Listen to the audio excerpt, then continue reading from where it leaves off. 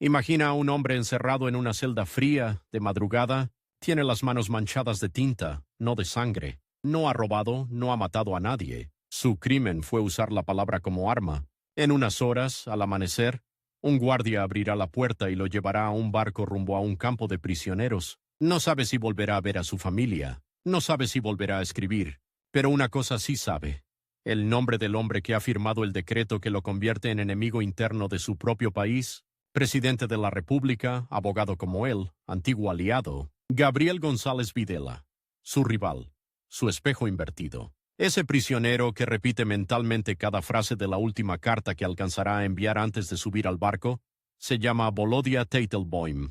Para la historia oficial es un agitador comunista. Para quienes lo escucharon hablar en las plazas, es una voz que no se olvida.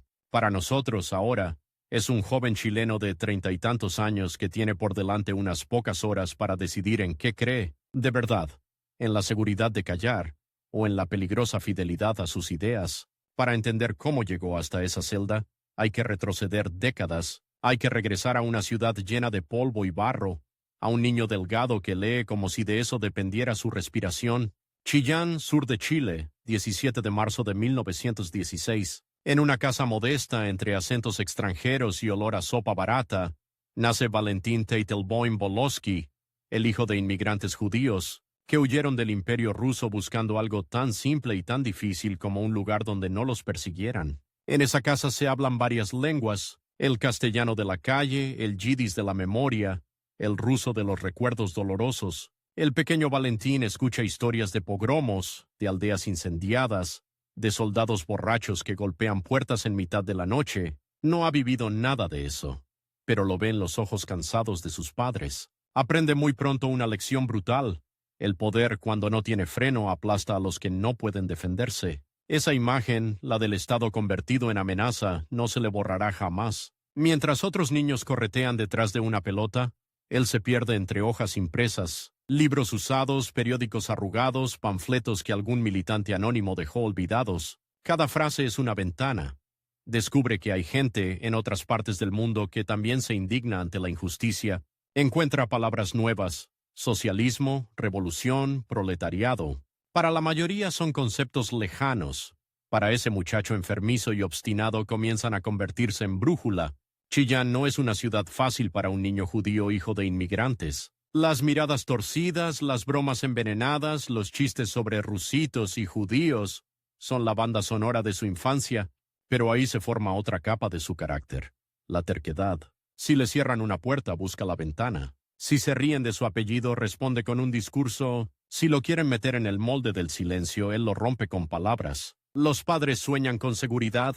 Quieren que su hijo sea alguien, un profesional respetable, un abogado tal vez. Valentín escucha, asiente, y al mismo tiempo siente que algo lo tira hacia otro lado. Un día alguien le pasa discretamente un folleto de un pequeño grupo de jóvenes que hablan de cambiar el mundo: Juventudes Comunistas. El nombre suena grande, demasiado grande para esos muchachos flacos de ropa gastada, pero a él le sacude algo profundo: cambiar el mundo. No adaptarse a él, no negociar migajas, cambiarlo. Antes de llegar a la militancia hay otra mudanza. La familia se traslada a Santiago, de la provincia al centro nervioso del país. Las calles son más ruidosas, los edificios más altos, las desigualdades más visibles. En el centro conviven la riqueza obscena y la miseria absoluta, separados por unas pocas cuadras. Ese contraste se le graba como una bofetada. Señoras con piel perfumada que entran y salen de tiendas elegantes, niños descalzos que piden sobras en la puerta de los restaurantes. En la capital, el adolescente de Chillán se convierte en estudiante de la prestigiosa Universidad de Chile, Derecho. La carrera que a los ojos de su familia puede garantizarle un futuro tranquilo. Los pasillos de la facultad son un mundo aparte. Jóvenes de apellido compuesto, futuros ministros, hijos de la élite, comparten sala, con muchachos que han llegado ahí a fuerza de becas y sacrificios familiares. El choque de mundos es brutal, y es ahí, entre códigos y tratados, donde aparece la figura que se convertirá en uno de los ejes de su vida: el rival. No un matón de barrio, no un jefe policial, un igual. Otro estudiante de Derecho, brillante, seguro de sí mismo, heredero de una tradición conservadora, llamémoslo Alberto, Podría tener cualquier nombre de la oligarquía chilena, cualquier primer apellido sonoro, cualquier segundo apellido de familia antigua. Para efectos de esta historia importa menos su identidad específica y más lo que representa. Alberto llega a clase con traje bien cortado y corbata sobria. Habla con la tranquilidad de quien sabe que la historia, hasta ahora, ha estado de su lado.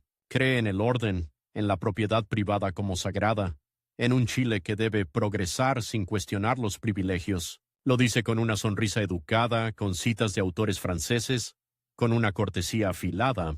En los debates estudiantiles se convierte pronto en el favorito de los profesores más conservadores. Cuando Alberto habla, los compañeros guardan silencio. Cuando termina, varias cabezas asienten. Entonces se levanta el joven de Chillán, delgado, con traje que no le queda perfecto, con zapatos gastados y un brillo incómodo en los ojos. Aún se llama Valentín, pero ya comienza a firmar algunos textos con un seudónimo extraño, casi secreto.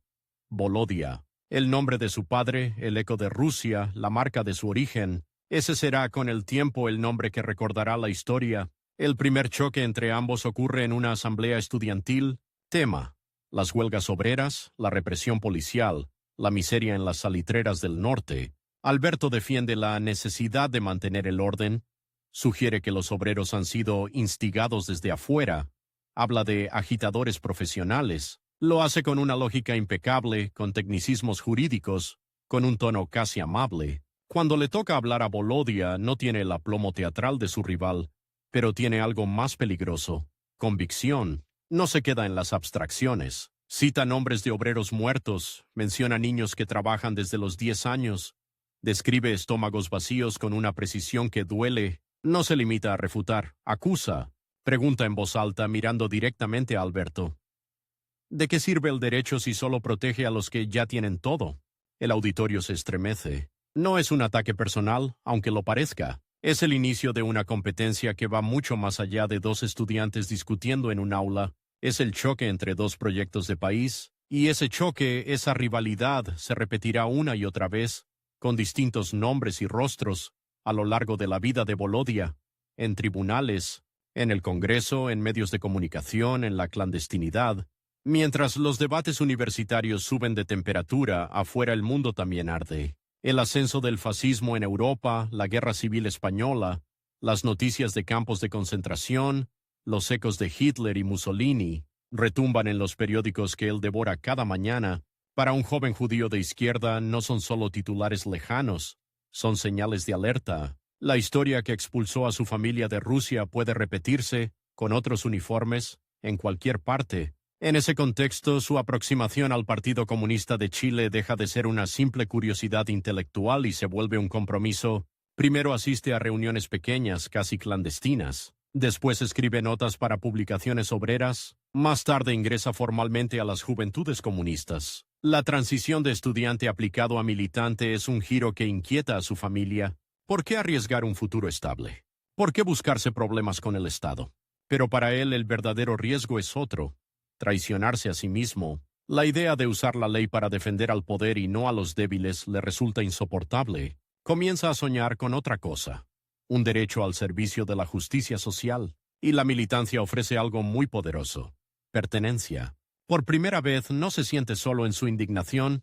Hay otros que comparten su rabia, su esperanza, su necesidad de cambiarlo todo. La rivalidad con Alberto, mientras tanto, se afila. A veces se cruzan en los pasillos y se saludan con frialdad cortesana. En otras ocasiones se ven obligados a trabajar juntos en proyectos académicos. Lo más inquietante es que intelectualmente se respetan. Cada uno reconoce en el otro a un adversario formidable. En las discusiones más intensas casi se leen la mente. Es como si se enfrentara a una versión de sí mismo que escogió el camino opuesto. Un día, en medio de una de esas discusiones, Alberto lanza una frase que quedará flotando como una premonición: cuando nosotros estemos en el gobierno, ustedes van a entender que el orden está por encima de sus utopías. Volodia, sin saberlo, está escuchando el eco de un futuro que lo llevará precisamente a esa celda, esperando ser trasladado como prisionero político por decisión de un gobierno legalmente constituido. Entre exámenes, marchas, reuniones nocturnas y artículos publicados en revistas de tiraje limitado,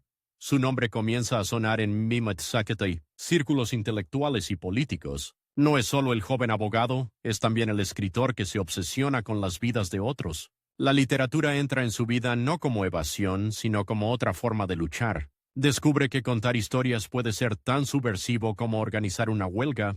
La tensión en Chile crece, las huelgas se multiplican, los discursos se vuelven más duros, la prensa conservadora habla de peligro rojo. Dentro del propio Partido Comunista hay debates ásperos sobre la estrategia: participar en elecciones, buscar alianzas o prepararse para confrontaciones más radicales. Volodya se mueve en ese laberinto con una mezcla de idealismo y pragmatismo que irá afinando con los años. Mientras tanto, su vida personal también se transforma, se enamora, forma pareja, descubre que la ternura y la revolución no son mundos separados, sino dimensiones que se alimentan. Pero incluso en la intimidad, el tiempo parece ir siempre en contra. Cada cita, cada conversación, cada proyecto se ve atravesado por una sensación de urgencia, como si el país entero caminara hacia un borde invisible. Esa urgencia se convertirá más tarde en un verdadero límite de tiempo. No es casualidad que volvamos a la imagen del principio: el joven hombre en la celda, las horas contadas antes de subir al barco, entre aquel muchacho que debatía encendido en los pasillos de la Universidad de Chile y este preso político de finales de los años 40. Hay un hilo continuo: la decisión de no retroceder. Pero para llegar ahí todavía queda mucho por recorrer. Faltan las elecciones, los cargos públicos, las traiciones políticas, los discursos incendiarios en el Congreso, los libros que escribirá sobre otros gigantes de la literatura chilena. Falta sobre todo el momento en que su rival dejará de ser un simple compañero de aula llamado Alberto y se encarnará en figuras de poder real: ministros, presidentes, generales. Volodya aún no lo sabe, en esas tardes de biblioteca y café aguado, pero su biografía va a entrelazarse con las grandes convulsiones del siglo XX chileno. El hijo de inmigrantes pobres y perseguidos se convertirá en senador, en dirigente de un partido clandestino, en voz de un país exiliado. Sus discursos harán temblar a quienes, como Alberto, creen que el orden lo justifica todo. Y la cuenta regresiva, ese tic-tac que resuena en las paredes de su celda, lo acompañará siempre, a veces como amenaza, a veces como recordatorio de que no hay tiempo que perder cuando se decide vivir a contracorriente. Imagina a ese mismo joven que discutía en la universidad, ahora subiendo las escaleras de la Moneda con un traje que le queda un poco grande, un maletín de cuero gastado y una carpeta llena de discursos. Afuera, en la Plaza de la Constitución, algunos lo señalan con desconfianza: ahí va el comunista.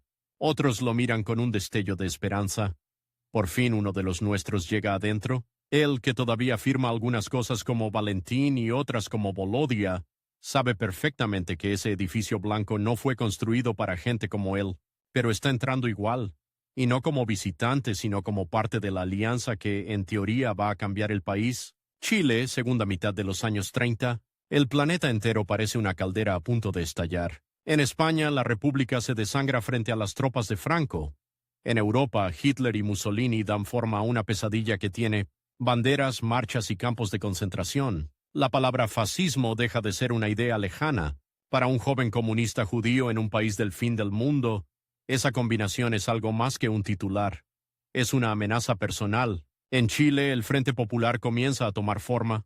Socialistas, radicales, comunistas, sectores progresistas se apiñan en una coalición frágil que sueña con frenar la deriva autoritaria y abrir espacios para los trabajadores. El Partido Comunista de Chile, todavía relativamente pequeño, empieza a ganar peso, y en medio de ese hervidero aparece el nombre de un joven abogado, buen orador, disciplinado, capaz de moverse tanto en un sindicato como en un salón universitario: Volodya Teitelbaum. Los viejos dirigentes lo observan con mezcla de sospecha y entusiasmo. Viene de la universidad, maneja códigos legales que a muchos les resultan ajenos, pero al mismo tiempo habla con la convicción de alguien que ya tomó partido. Empieza a asumir tareas: asesorías jurídicas a obreros, defensa de presos políticos, redacción de comunicados. Cada vez que alguien del partido tiene problemas con la justicia, hay un comentario que se repite: que hable con el joven Teitelbaum.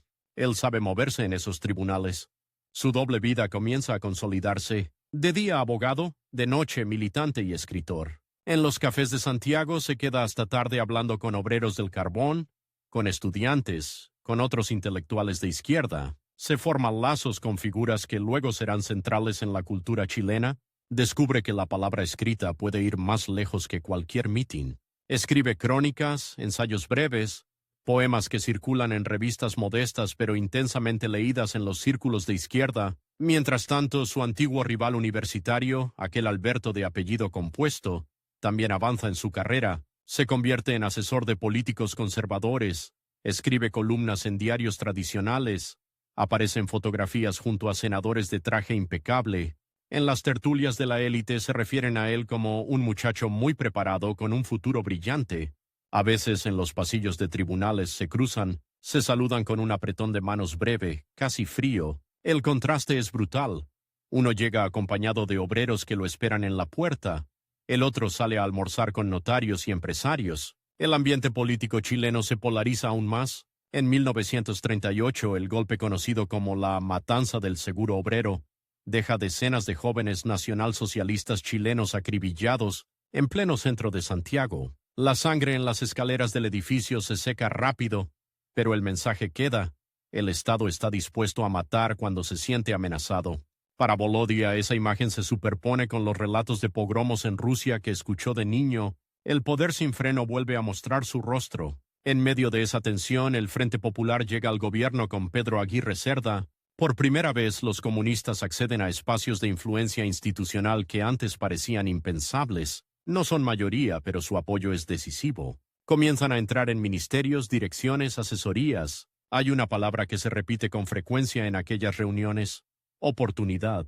La oportunidad de hacer reformas, de impulsar leyes laborales, de abrir canales para los sectores marginados. Volodya, todavía joven pero ya respetado en las filas del partido, se convierte en uno de esos cuadros que conectan la calle con el Estado. No tiene un alto cargo ministerial, pero su rol como abogado y articulador político lo coloca cerca del corazón de las decisiones. Lo invitan a reuniones en La Moneda, participa en equipos que analizan proyectos de ley, ayuda a escribir discursos para líderes comunistas que hablarán en el Congreso. Cada vez que entra al Palacio Presidencial siente el peso de la historia. Piensa en sus padres inmigrantes, en Chillán, en la humillación de ser el judío pobre, y ahora está ahí, opinando sobre la legislación laboral de un país entero.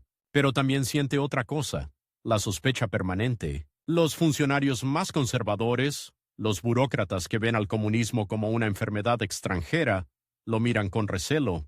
Para ellos, esos jóvenes rojos tienen los días contados. En ese tiempo, Volodya se endurece, aprende a negociar, a ceder en palabras sin ceder en principios. Descubre que el poder no es una abstracción, sino una maraña de intereses, egos, miedos y ambiciones. Entiende que un proyecto de ley no se aprueba solo porque sea justo, sino porque se tejen acuerdos, se pagan costos, se aceptan pactos incómodos. El idealista de la universidad comienza a convertirse en cuadro político, pero no abandona la literatura. De hecho, ese es el periodo en el que afianza una vocación doble que lo acompañará toda su vida: escritor y político, político y escritor.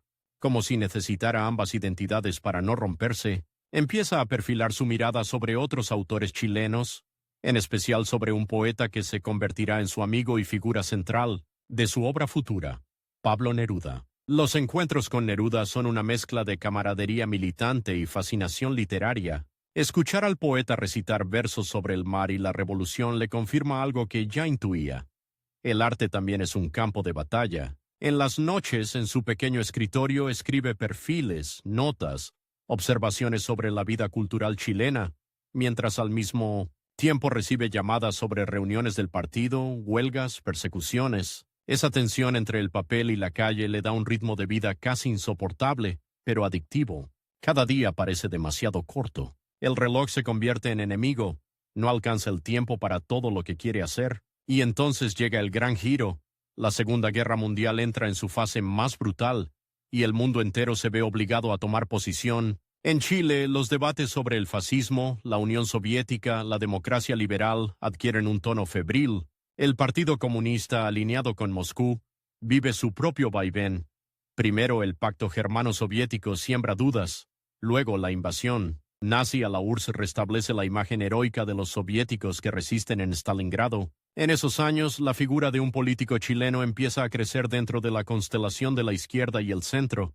Gabriel González. Videla, abogado radical de discurso moderno que habla de reformas, democracia y lucha contra los extremos. Parece el puente perfecto entre el mundo respetable de la institucionalidad y la energía de la izquierda. Muchos comunistas, incluido Volodya, lo ven como un aliado potencial clave. Aquí aparece el primer gran twist de esta etapa de la vida de Volodya, el hombre que más tarde firmará el decreto que lo enviará al campo de prisioneros. Será inicialmente un aliado al que habrá que apoyar, defender, legitimar ante las bases. Volodya participa, directa e indirectamente, en ese proceso de acercamiento. Las conversaciones entre comunistas y radicales se multiplican, hablan de un frente democrático amplio, de la necesidad de frenar a la derecha más reaccionaria, de abrir paso a las reformas sociales. Las elecciones presidenciales de 1946 se convierten en un punto de máxima tensión.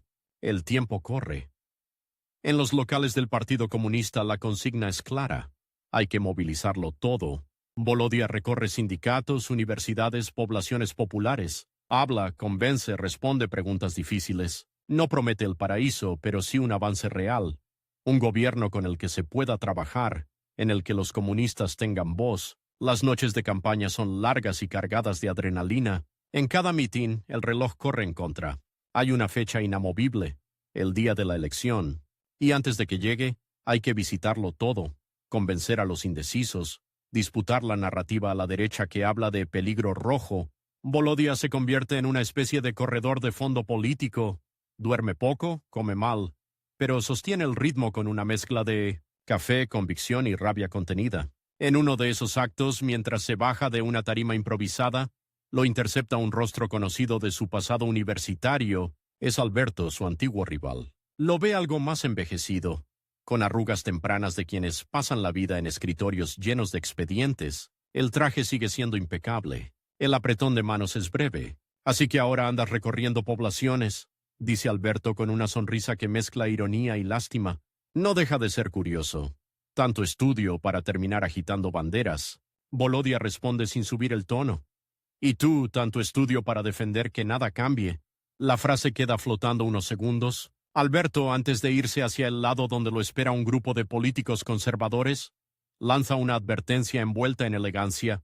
Ojalá recuerdes lo que dijiste hoy cuando tus amigos decidan que ya no les sirves. No es una amenaza directa, es peor. Es una insinuación, un presagio, una frase que se le quedará clavada como astilla. En ese momento Volodya la descarta. Está convencido de que la alianza con los radicales es el camino correcto. No puede imaginar aún hasta qué punto esa apuesta le costará caro. Las elecciones de 1946 dan como resultado el triunfo de Gabriel González Videla, apoyado entre otros por el Partido Comunista. En los locales partidarios hay celebraciones. Se entonan consignas, se descorchan botellas baratas, se abrazan obreros y estudiantes. Muchos creen sinceramente que se abre una nueva etapa democrática, más justa, más abierta a los sectores populares. En los pasillos del Congreso y de la Moneda, el ambiente también cambia. Los comunistas, antes tolerados a regañadientes, ahora son socios necesarios. Se discute la entrada de militantes al gobierno, al aparato estatal, a embajadas. Volodya, con su perfil de abogado e intelectual, se convierte en una pieza muy útil. Es elegido diputado y más tarde llegará a ser senador. Pero en estos primeros años de la posguerra ya se vislumbra claramente su salto a la política parlamentaria. El día que asume como parlamentario, con la banda tricolor cruzándole el pecho, siente una mezcla extraña de orgullo y vértigo. No hay tiempo para la solemnidad. Afuera, el mundo sigue en guerra fría incipiente. Estados Unidos y la Unión Soviética se miran con desconfianza, y países como Chile se convierten en espacios disputados. Adentro, en el hemiciclo, las discusiones sobre salarios, leyes laborales, educación, se cruzan con discursos inflamados sobre la amenaza roja. Volodya se estrena como orador parlamentario con la misma energía que exhibía en la universidad, pero ahora con más oficio. Sus intervenciones no son solamente ideológicas, están llenas de ejemplos concretos, nombres de obreros, cifras de pobreza, historias de niños desnutridos. Cuando toma la palabra, los periodistas en la tribuna levantan la vista de sus notas. Saben que algo incendiario puede salir de esa voz ligeramente nasal, firme, que no se deja intimidar por los gritos de la derecha. En las sesiones más intensas, aparece como una sombra la figura simbólica de su antiguo adversario Alberto, ahora encarnado en diputados, y senadores conservadores o liberales que lo interrumpen con murmullos, ironías, acusaciones de vendepatria. La batalla retórica en el Congreso es la continuación, con micrófonos y actas oficiales, de aquellos debates juveniles. Mientras tanto, Gabriel González Videla gobierna con un equilibrio delicado. Al principio mantiene sus compromisos con la izquierda, incluye a comunistas en su gobierno, se muestra como líder de una democracia abierta, pero afuera la presión aumenta. Estados Unidos, en plena lógica de Guerra Fría, no mira con buenos ojos la influencia comunista en América Latina. La prensa conservadora chilena multiplica titulares de miedo. Chile al borde del comunismo, infiltración roja en el Estado. Aquí aparece la cuenta regresiva que lo cambiará todo. No es un reloj colgado en una celda todavía, pero sí un tiempo político que corre hacia una decisión inminente. González Videla comienza a recibir advertencias, presiones, ofertas veladas. Diplomáticos estadounidenses le dejan claro que la ayuda económica, los créditos, la buena prensa internacional, dependen de una cosa: frenar al Partido Comunista. En los pasillos circulan rumores de una ley especial, una ley que permita expulsar a los comunistas del gobierno, perseguir a sus militantes, desarticular su influencia. Los viejos militantes que han vivido clandestinidades anteriores huelen el peligro. En las reuniones internas del partido el ambiente se vuelve más tenso. Algunos creen que el presidente no se atreverá a llegar tan lejos. Otros, entre ellos Volodya, empiezan a preparar discursos de defensa, conscientes de que la confrontación es casi inevitable. Mientras eso ocurre, en la vida personal de Volodya también hay cambios profundos. Ya no es el joven solitario de Chillán, ha formado familia, tiene hijas, amistades entrañables. Entre las alegrías y contradicciones de la militancia surgen relaciones complejas, amores que chocan con las exigencias de la política y el exilio que más tarde vendrá. La figura de la escritora y militante Julieta Campuzano cruza su vida como un torbellino, ligando afectos, ideología y sacrificios personales que marcarán a todos los involucrados. La vida íntima de Volodya, que más adelante será tema de controversias y heridas abiertas, ya desde entonces está atravesada por la misma fuerza que impulsa su vida pública, la imposibilidad de separar del todo el amor de la causa. Esa mezcla de responsabilidades políticas y afectivas lo deja siempre con la sensación de estar llegando tarde a todo. Tarde a la reunión de comité, tarde al cumpleaños de una hija, tarde a la escritura de un artículo, tarde a la visita a un preso. El tiempo es un enemigo silencioso, y ese enemigo se vuelve más cruel cuando el país entra en un cono de sombra. En 1947-1948 la tensión se desborda. Las huelgas obreras, especialmente en el carbón, se vuelven más duras. Los mineros, apoyados por el Partido Comunista, reclaman condiciones mínimas de vida. El gobierno responde primero con negociaciones, luego con represión. Carabineros, militares, infantes de marina.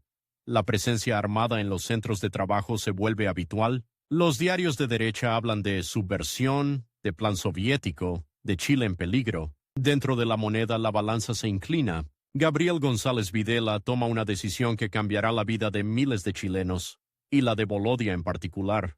Se prepara la llamada Ley de Defensa Permanente de la Democracia, que muy pronto será conocida con otro nombre: Ley Maldita.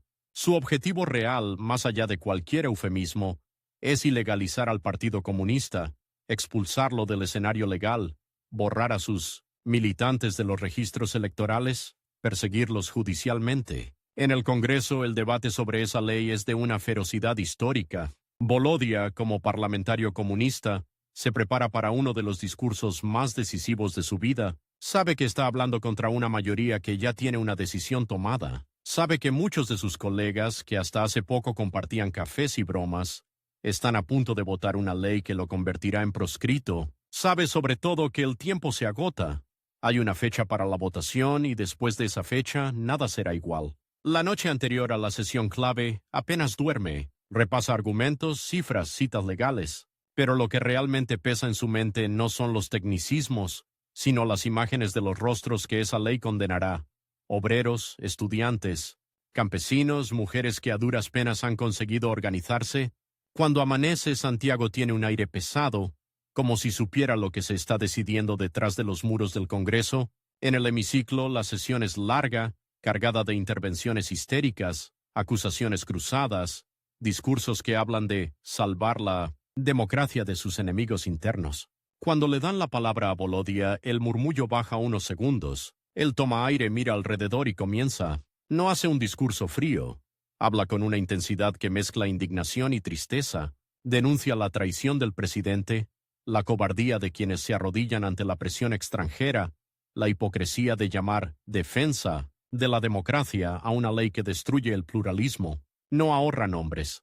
Menciona directamente a Gabriel González Videla, recuerda sus promesas de campaña, sus fotos con obreros, sus discursos en que agradecía el apoyo comunista. Menciona, como un eco lejano, aquellas conversaciones en las que se hablaba de una alianza histórica. Y ahora, dice, ese mismo hombre está dispuesto a firmar decretos que enviarán a sus antiguos aliados a campos de prisioneros en Pisagua y otros rincones aislados del país. Mientras habla, algunos parlamentarios se retuercen incómodos en sus asientos. Otros lo miran con odio abierto. Unos pocos, incluso entre los que votarán a favor de la ley, parecen sentir vergüenza, pero el resultado ya está escrito. La votación aprueba la ley maldita. El Partido Comunista de Chile pasa de ser un actor legal relevante a convertirse, de un día para otro, en una organización fuera de la ley. Sus parlamentarios pierden el fuero moral aunque aún intenten resistir.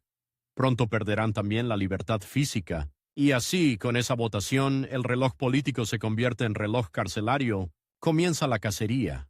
Se dictan órdenes de detención, se allanan sedes, se persigue a dirigentes. Volodya, al igual que tantos otros, se ve obligado a entrar en una vida de escondites, claves, reuniones clandestinas. Pasa noches cambiando de casa, quemando documentos comprometedores, diseñando junto a otros la forma de mantener vivo al partido en la clandestinidad.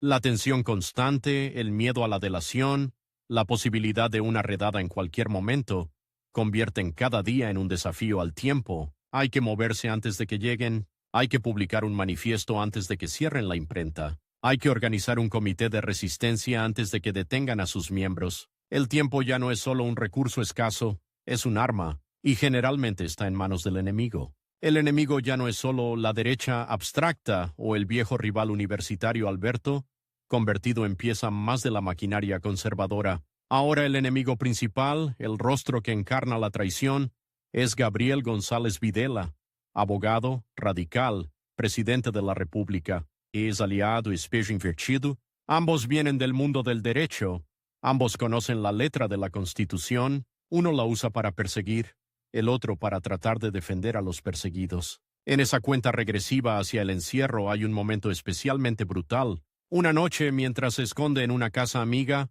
Volodya recibe noticias fragmentadas, allanamientos en cadena, nombres de compañeros, capturados, rumores de traslados hacia Pisagua, un antiguo centro de castigo en el desierto, al borde del mar, que empieza a llenarse de opositores políticos. La palabra campo de prisioneros ya no es un concepto extranjero que llega desde Europa, es una realidad chilena. Sabe que es cuestión de tiempo, puede intentar huir al extranjero, cruzar la cordillera, buscar refugio en algún país amigo, pero él elige quedarse, no por una pulsión suicida, sino por una convicción. El lugar de un dirigente comunista es donde están sus compañeros. Si ellos van a la cárcel, él no se siente con derecho a salvarse solo. Esa decisión aparentemente romántica va a costarle caro, pero también definirá su biografía. Finalmente la detención llega, no en un operativo cinematográfico, sino en uno de esos movimientos grises burocráticos que son la marca del Estado cuando reprime en nombre de la ley. Lo arrestan, lo interrogan, lo procesan. Pasa por celdas húmedas, por pasillos sin ventanas. El abogado se convierte en acusado. El parlamentario se convierte en preso. El hombre que defendía a otros en tribunales ahora debe defenderse a sí mismo ante un sistema que ya ha decidido su destino. Y así llegamos, de manera casi imperceptible, a la escena con la que abrimos esta historia. La celda fría, la madrugada, las manos manchadas de tinta en lugar de sangre, la carta escrita a toda prisa antes de ser llevado a un barco hacia el norte. Ya no se llama Valentín en ningún documento militante. Para sus compañeros, para sus carceleros, para los libros de historia, es Volodya Teitelbaum. Y dentro de unas horas, cuando el guardia abra la puerta y diga su nombre, el tiempo volverá a cambiar de forma. La celda tiene un olor agrio, mezcla de sudor, miedo y humedad. En las paredes otros presos han dejado marcas, fechas, iniciales, frases inacabadas. Él añade las suyas, no garabatos de desesperación, sino fragmentos de ideas, líneas que podrían ser el esqueleto de un futuro libro. Hasta en el encierro su impulso es escribir, organizar, narrar. El guardia que lo vigila se irrita. ¿Para qué escribe si nadie va a leer eso? Volodia no responde. Sabe que se escribe también para no desaparecer uno mismo. Afuera el barco espera. No es un símbolo abstracto de la represión. Es un casco metálico que se mece levemente en el puerto, con bodegas vacías listas para llenarse de cuerpos etiquetados como peligrosos.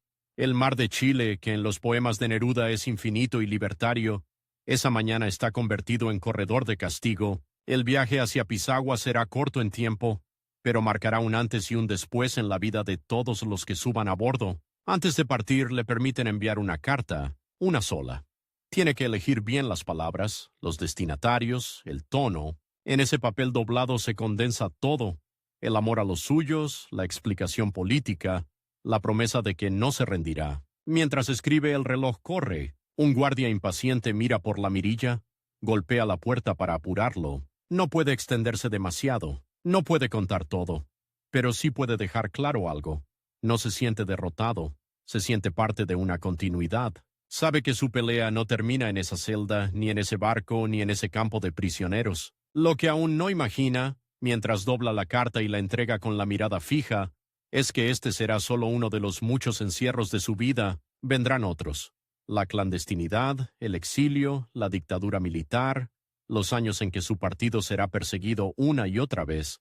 Tampoco sabe todavía que, décadas más tarde, él mismo será quien escriba, con la misma obstinación, las biografías de otros perseguidos, otros exiliados, otros gigantes, ni que, en un futuro que parece imposible desde esa madrugada, volverá a pisar el Congreso, no como un proscrito, sino como senador de la República, cuando el péndulo de la historia gire de nuevo. Por ahora solo tiene una certeza amarga: el decreto que firma su condena lleva el nombre de un hombre al que una vez consideró aliado. Esa línea, Gabriel González Videla, presidente de la República de Chile, es el recordatorio más cruel de que en política, como en 1973, la vida, los peores golpes vienen a veces de quienes estuvieron más cerca. El rival ya no es solo aquel muchacho elegante de la universidad, ni los diputados conservadores que se burlaban de sus discursos. El rival es el sistema entero que se defiende a sí mismo usando a personas que hace poco hablaban de cambio. Cuando finalmente la puerta de la celda se abre y lo llaman por su nombre, el tiempo deja de ser una abstracción filosófica, se reduce a pasos, del catre a la puerta, de la puerta al pasillo, del pasillo al patio, del patio al camión, del camión al muelle, del muelle al barco. Cada paso lo aleja de su casa, de sus libros, de las tribunas donde hablaba, pero cada paso también lo hunde más en una experiencia que lo marcará para siempre y que, paradójicamente, fortalecerá su lugar en 1937, la historia de la izquierda chilena. Detrás de él quedan los años de juventud, los debates universitarios, el primer ingreso a la moneda como aliado de un gobierno, los días en que creía que el derecho y la política podían convivir sin traicionarse. Delante lo espera un horizonte incierto en el que tendrá que descubrir otra cosa. ¿Qué significa seguir creyendo en el socialismo, cuando la realidad se empeña, una y otra vez, en demostrar que los poderosos están dispuestos a todo para conservar sus privilegios? Ese barco que parte hacia Pisagua no solo está trasladando a un preso político, está transportando a un hombre que, expulsado del centro del poder, comenzará a construir desde los márgenes otra forma de influencia, la de la palabra escrita, la memoria, la resistencia que no se rinde ni siquiera cuando la historia parece estar escribiéndose en su contra. Y aunque él no lo sepa aún, ese será el comienzo de la etapa en que Volodya Teitelbaum dejará de ser solo un militante más para convertirse en una de las voces más persistentes y obstinadas del siglo convulsionado que le tocó vivir. Imagina un campo de prisioneros pegado a un acantilado, con el mar golpeando abajo como si quisiera tragarse el desierto entero. Imagina una fila de hombres flacos, con la ropa colgando del cuerpo, empujando piedras bajo un sol que parece un reflector apuntado directamente a sus nucas. Entre ellos uno escribe mentalmente frases mientras carga sacos, como si en lugar de estar en Pisagua estuviera sentado frente a una máquina de escribir. Ese hombre que el Estado ha intentado reducir a un número, sigue siendo, aunque lo nieguen todas las leyes, el mismo: Volodya Teitelbaum. Abogado, parlamentario destituido, comunista, escritor, lo metieron allí para callarlo. Lo que no saben es que en ese silencio obligatorio se está gestando la voz que más tarde va a contarle al mundo lo que pasó. En Pisagua el tiempo no se mide en días, sino en castigos. Media hora más al sol, una semana sin correspondencia, meses sin ver a la familia. Para los presos políticos el reloj es un arma del enemigo, pero Volodya se lo apropia. Mientras otros cuentan las horas para salir del encierro, él las cuenta para otra cosa, para no olvidar. Cada escena, cada humillación, cada gesto de solidaridad entre compañeros se convierte en un archivo mental. No tiene papel ni lápiz la mayor parte del tiempo, pero tiene memoria. Y sobre todo tiene la obstinación de quien sabe que, si no lo cuenta alguien después, el poder va a imponer su versión. Hay noches en que el viento trae olor a mar y óxido. Desde las barracas los presos sienten el rumor del océano como una burla. La libertad está ahí mismo, a unos metros, pero convertida en un muro líquido. En esos momentos la voz de Volodya se vuelve una especie de fogata. Cuenta historias a sus compañeros, repasa en voz baja poemas, recuerda pasajes de Neruda, fragmentos de novelas rusas, escenas de luchas obreras, episodios de la historia chilena. El narrador que más tarde será leído en todo el continente se está entrenando allí, en medio de la arena y las alambradas, contando para que los otros no se quiebren. En ese encierro forzado, el conflicto con el antiguo aliado que lo traicionó, Gabriel González Videla, se convierte en algo casi físico. Cada vez que llega un nuevo grupo de presos, circulan noticias desde afuera, nuevas detenciones, discursos del presidente justificando la represión, editoriales de diarios celebrando la defensa de la democracia. Para muchos, el nombre de González Videla se vuelve sinónimo de odio puro. Para Volodya, además, es una pregunta insistente.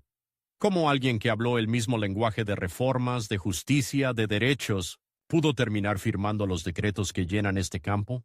Esa pregunta lo persigue en cada recuento.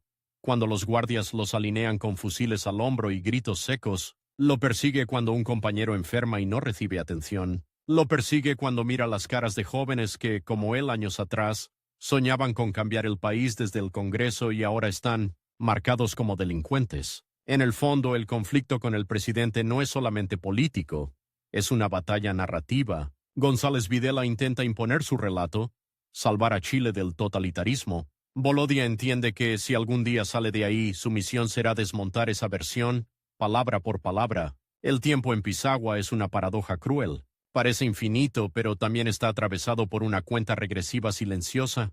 La salud física de los presos, la paciencia de sus familias, la resistencia de la organización clandestina afuera.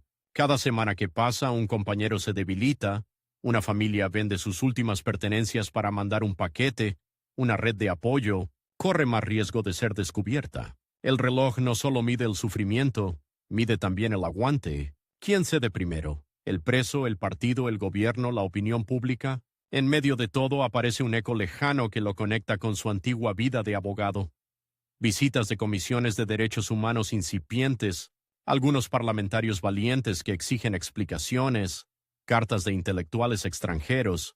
Es un murmullo todavía débil, pero le recuerda que el mundo no se reduce al perímetro del campo. En algunos pasillos del poder se discute tímidamente si se ha ido demasiado lejos. Esa duda, mínima pero real, será una de las llaves que, con el tiempo, abrirán las puertas. Cuando finalmente su situación cambia, tras presiones, negociaciones y giros políticos que suavizan la mano del gobierno, la salida de Pisagua no es una liberación limpia, es más bien un cambio de modalidad de control. Terminan los cerros de arena y las torres de vigilancia, pero empieza otra forma de encierro, la vigilancia permanente, la imposibilidad de actuar legalmente como partido, la amenaza constante de volver a caer preso. El país entero se vuelve, para los comunistas, un gran campo de movimientos restringidos. Volodya sale de Pisagua con menos kilos, más arrugas y una convicción endurecida. La experiencia no lo ha moderado, como esperaban algunos. Lo ha radicalizado en un sentido más complejo. Ya no tiene la ingenuidad de creer que bastan las leyes para proteger a los débiles, pero tampoco abandona el terreno legal. Ahora sabe que los códigos pueden ser usados tanto para defender como para destruir, y decide que su batalla tendrá que librarse en varios frentes a la vez, en la política clandestina, en la cultura, en la memoria. A su alrededor, el Partido Comunista reorganiza sus cuadros. Hay un consenso.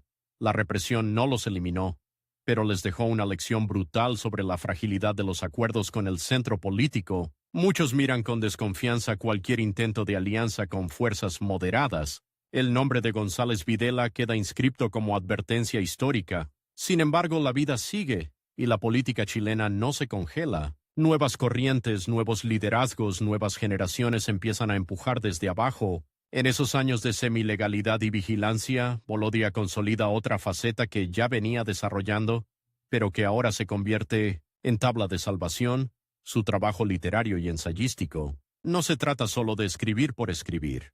Para él, la literatura es una prolongación de la lucha política, pero con otras armas. En lugar de discursos parlamentarios, ahora despliega análisis, recuerdos, retratos de personajes. Empieza a perfilar su proyecto mayor: reconstruir, desde la escritura, la historia de la izquierda latinoamericana a través de sus figuras más emblemáticas.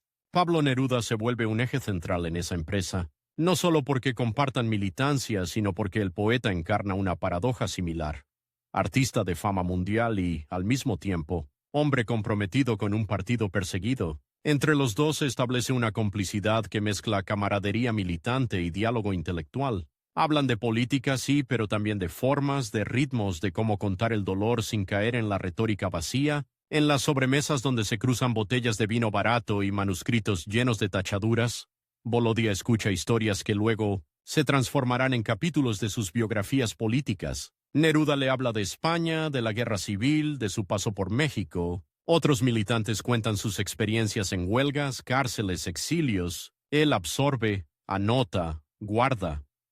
La memoria ajena se suma a la propia, y poco a poco va armando una constelación de vidas atravesadas por la misma corriente histórica. La rivalidad que marcó su juventud también evoluciona. Alberto, aquel antiguo adversario universitario, ha seguido ascendiendo en el mundo conservador. Ahora ocupa cargos de poder en la judicatura o en organismos cercanos al empresariado. Los detalles se van corriendo como chismes. En cafés y pasillos de tribunales, cada cierto tiempo los periódicos publican alguna declaración suya defendiendo el orden, el respeto a la propiedad, la necesidad de contener a los extremos.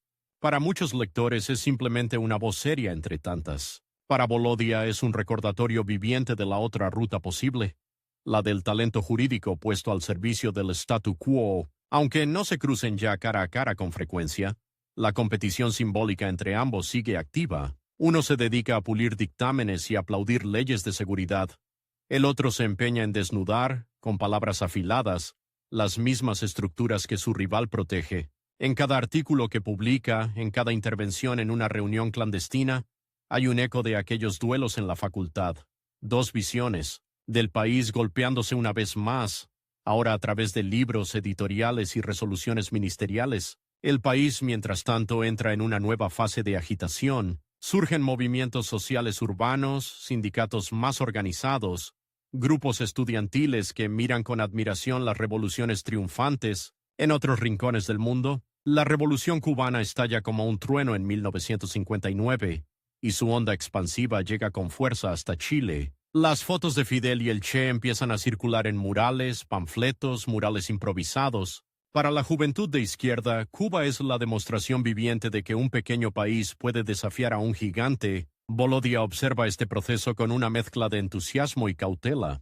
Por un lado, la victoria cubana refuerza la idea de que el socialismo no es una utopía lejana, puede ser una realidad concreta. Por otro, sabe que la respuesta de Estados Unidos y de las élites locales será feroz. La Guerra Fría se calienta en América Latina, y Chile no será la excepción. El conflicto que antes se libraba principalmente en el Congreso ahora se despliega en calles, fábricas, universidades. En ese contexto, el Partido Comunista tiene que redefinir su estrategia. Ya no basta con sobrevivir a la ilegalidad.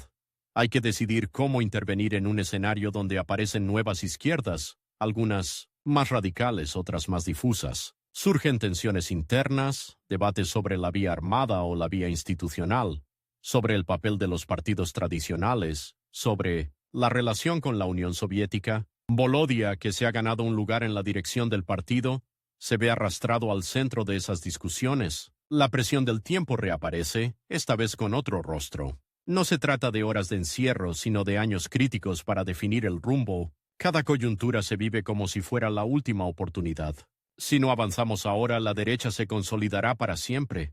Si no cuidamos el espacio institucional, perderemos todo lo conquistado. Si no sintonizamos con la juventud, quedaremos como un partido de viejos. Las frases se repiten, se acumulan, generan ansiedad. Decidir tarde puede ser tan grave como decidir mal. Viajes al extranjero se vuelven frecuentes. Moscú, La Habana, Praga, otros centros donde se reúnen dirigentes comunistas para coordinar estrategias y compartir diagnósticos. Volodia participa en conferencias, congresos, encuentros de intelectuales. En esos viajes entra en contacto con otras experiencias de represión, resistencia y poder. Desde el estalinismo endurecido de Europa, del este hasta el fervor revolucionario latinoamericano, cada conversación le deja una huella. Ve de cerca los logros, pero también las sombras del socialismo realmente existente.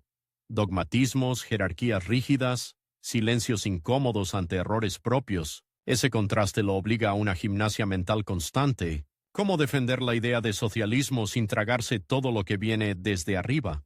¿Cómo mantener la lealtad a un proyecto histórico sin apagar la capacidad crítica? La pregunta se vuelve más acuciante cuando empiezan a circular, discretamente, noticias de purgas, persecuciones internas, errores, monumentales cometidos en nombre de la revolución. Muchos eligen no ver. Volodia, sin romper públicamente todavía, almacena dudas que más tarde asomarán en sus escritos. De vuelta en Chile, la escena política da un giro decisivo con el ascenso de una figura que, para muchos, encarna una nueva esperanza. Salvador Allende. Médico, socialista, insistente candidato presidencial que perdió una y otra vez antes de llegar a la moneda, Allende representa una vía inédita, la posibilidad de transitar hacia el socialismo por la vía electoral, sin tomar el poder por las armas. Para el Partido Comunista esta ruta es atractiva, combina su tradición legalista con el anhelo revolucionario de las bases. Allende y Volodia se han cruzado muchas veces en la vida política. Comparten afinidades, pero también matices. El médico de voz pausada y el abogado de verbo incisivo se complementan en ciertos espacios. En reuniones de izquierda, el nombre de Allende despierta debates. Algunos lo consideran demasiado moderado, otros lo ven como el único puente posible hacia cambios estructurales sin un baño de sangre inmediato. Volodia se inclina hacia la apuesta allendista, convencido de que Chile puede convertirse en un laboratorio histórico. Demostrar que el socialismo puede construirse con votos, leyes y participación popular. Aquí aparece un nuevo reloj, quizás el más implacable de todos, el de la unidad popular. La coalición que llevará a Allende al poder tiene un tiempo contadísimo para producir resultados antes de que la derecha y Estados Unidos actúen. A diferencia de los años 30 o 40, ahora la confrontación se da en un contexto internacional mucho más polarizado. La CIA no observa desde lejos, interviene. Las empresas transnacionales no solo opinan, presionan, financian, sabotean, y dentro de Chile, figuras como Alberto, el rival simbólico de Volodia, encuentran nuevas posiciones desde las cuales operar. Estudios jurídicos que asesoran a grandes compañías, fundaciones que promueven la defensa de la democracia occidental, medios de comunicación que convierten cualquier reforma en amenaza apocalíptica.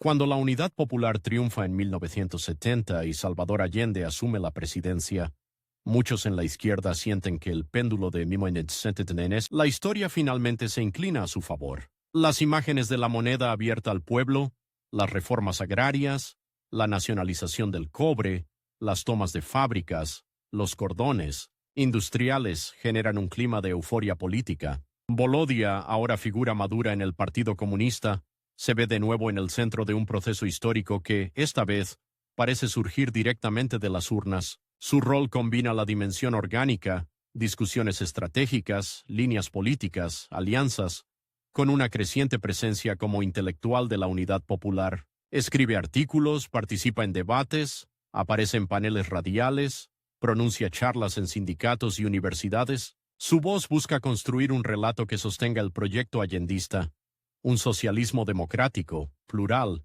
con protagonismo de los trabajadores y respeto a las libertades públicas. En su mente, el horror de Pisagua y la traición de González Videla funcionan como advertencias constantes.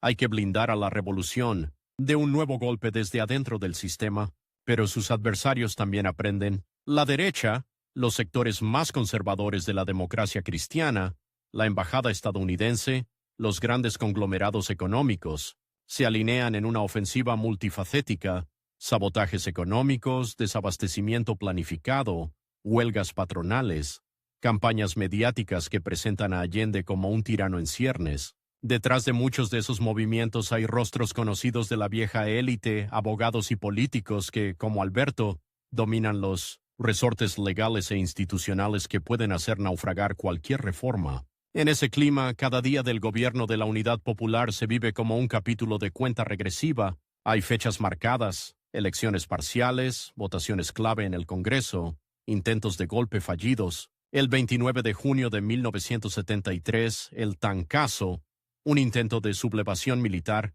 funciona como ensayo general del horror que vendrá poco después. Para Volodya y otros dirigentes de izquierda, es una confirmación brutal. El enemigo está dispuesto a ir hasta el final. Mientras tanto, su vida personal entra en una espiral de desgaste que corre en paralelo al deterioro del clima político. La militancia absorbente, los viajes, las reuniones interminables, afectan sus relaciones afectivas. La figura de Julieta Campuzano, compañera, militante, madre de una de sus hijas, se entrelaza con la de otras cercanías emocionales, y la combinación de amor y causa genera tensiones que dejan cicatrices en su familia. Las hijas crecen con un padre que a menudo está más presente en los discursos que en la casa, más disponible para un meeting que para una conversación íntima. Esas heridas, que más adelante saldrán a la luz en testimonios y memorias, no forman parte de los panfletos ni de las biografías heroicas, pero son reales, y en cierto modo revelan otra faceta del conflicto central de su vida. No solo la lucha contra el enemigo externo, el sistema, los conservadores, los traidores, sino la lucha interna por conciliar una dedicación absoluta a la política con las demandas de los vínculos humanos. Muchas veces el tiempo que le roba a su familia se lo entrega sin reservas a la causa, y ese intercambio no siempre tiene un saldo justo. La intensidad de esos años deja a todos exhaustos. Sin embargo, nadie imagina todavía la magnitud del quiebre que se avecina. Para la derecha, para los militares complotando en cuarteles, para los asesores extranjeros, el reloj ya está marcando una fecha precisa: 11 de septiembre de 1973. Para Volodya y sus compañeros, esa fecha todavía no tiene significado. Viven cada semana como batalla decisiva, sin saber cuál será la última.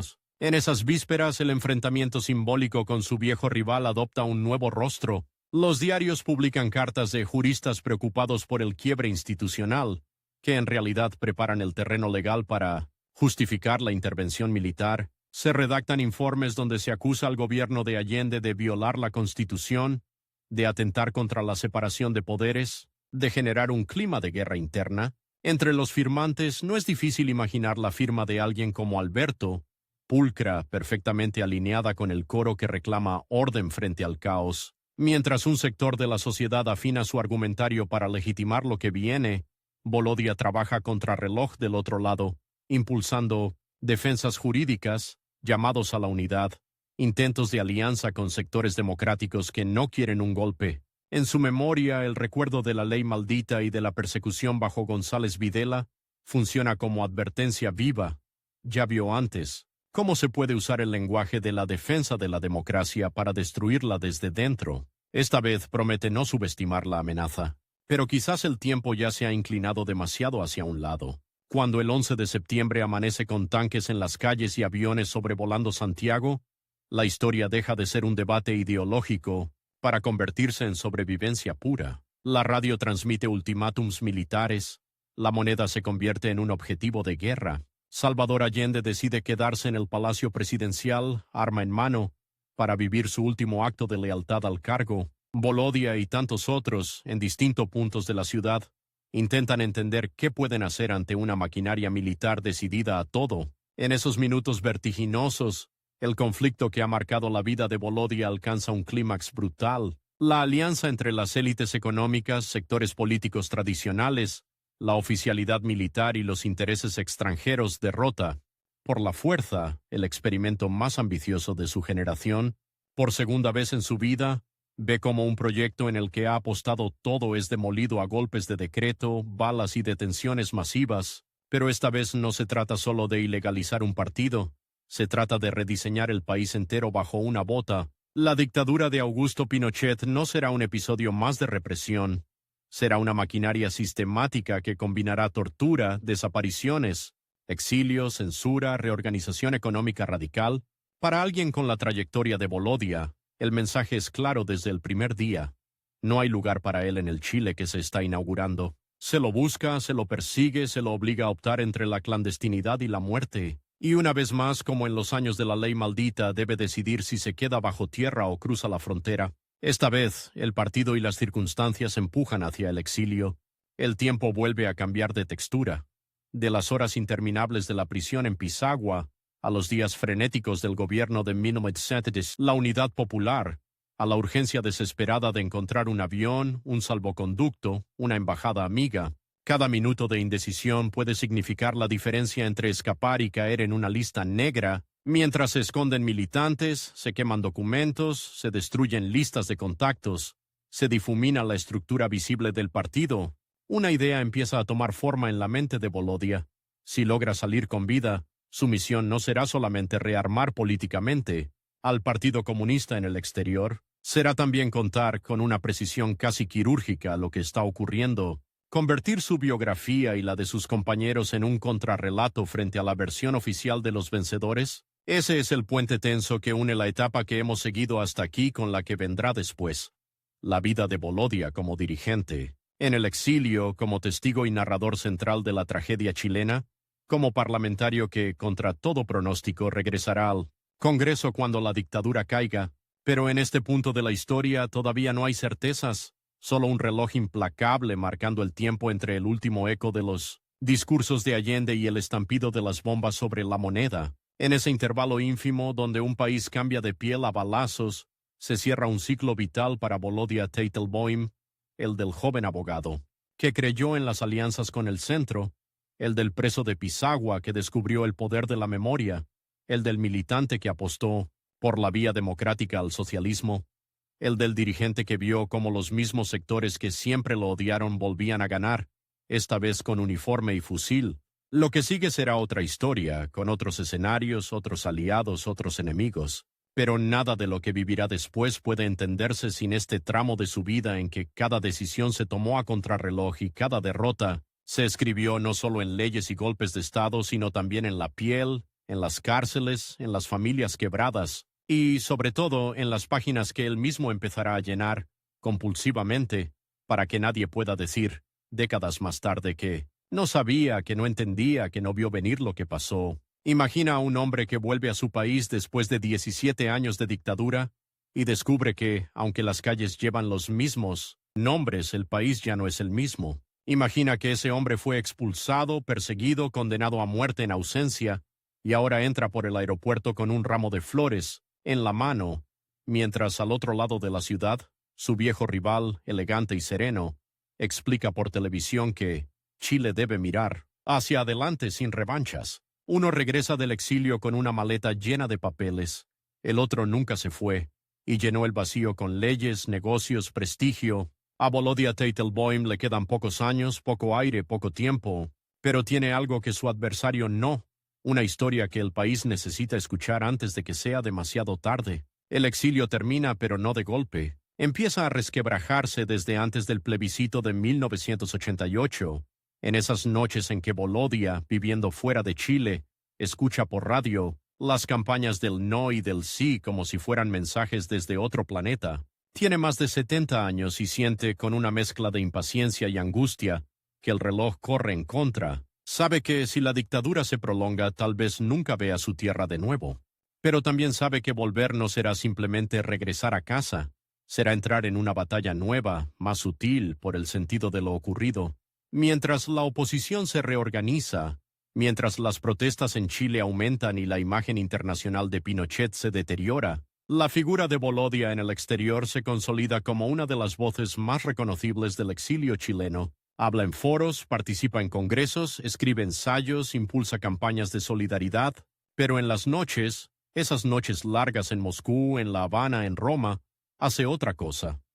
Repasa mentalmente el guión de su regreso, se imagina caminando por el centro de Santiago, reconociendo librerías, escuchando acentos, Se imagina visitando tumba tras tumba. Se imagina enfrentando, aunque sea simbólicamente, a quienes justificaron la dictadura con el lenguaje del orden jurídico, en el otro lado de la cordillera, de los mares, en el Chile donde la dictadura empieza a mostrar fisuras, hombres como Alberto, el adversario de su juventud, ascendido ya a jurista prestigioso, asesor de grandes empresas, invitado frecuente a seminarios, también escuchan el tic-tac de ese reloj. No es solo el tiempo biográfico lo que los apura, es el tiempo político. Los defensores del régimen comprenden que el ciclo autoritario tiene fecha de caducidad, por eso se afanan en construir una salida pactada, una transición amarrada por una constitución hecha a medida de los vencedores, una transición donde los exiliados como Volodya puedan volver, sí, pero bajo reglas escritas por sus antiguos perseguidores. Cuando gana el no y el país empieza a prepararse para elecciones libres, los itinerarios se cruzan sin que todavía se vean las caras. En salones alfombrados, comisiones de notables discuten reformas constitucionales, garantías para las Fuerzas Armadas, continuidad del modelo económico. Ahí está Alberto, redactando párrafos pulcros para asegurar que el pasado quede sin demasiadas cuentas pendientes. En apartamentos prestados en el extranjero, dirigentes del Partido Comunista, entre ellos Volodya, analizan desde la distancia los movimientos políticos, conscientes de que el lugar que se les asigne en la nueva democracia será un campo de batalla decisivo. El retorno de Volodya a Chile, a comienzos de los años 90, no tiene la espectacularidad de un desembarco épico. Es más bien una escena cargada de símbolos mínimos, una sala de aeropuerto con luces frías, algunos compañeros con banderas desteñidas que agitan a la salida, cámaras tímidas de prensa, miradas curiosas de pasajeros que no saben quién es ese anciano de caminar pausado, al que algunos abrazan llorando. Pero para él, cada paso sobre el pavimento del aeropuerto es una especie de desafío íntimo a la muerte. No lo dice, pero lo sabe. Ha vuelto para disputar una carrera contra el olvido, y esa carrera empieza en el momento mismo en que las puertas automáticas se cierran a sus espaldas. La ciudad que encuentra no es la que dejó. Autopistas elevadas, malls donde antes había plazas, barriadas multiplicadas en los márgenes, un vocabulario nuevo, modernización, apertura de mercados, consumo masivo. El Chile de la postdictadura brilla en vidrieras, pero oculta sombras debajo de la alfombra. Hay desaparecidos que siguen sin aparecer, torturadores convertidos en discretos jubilados, ministros de la dictadura reciclados en empresarios respetables. La palabra reconciliación circula como consigna, casi como amenaza.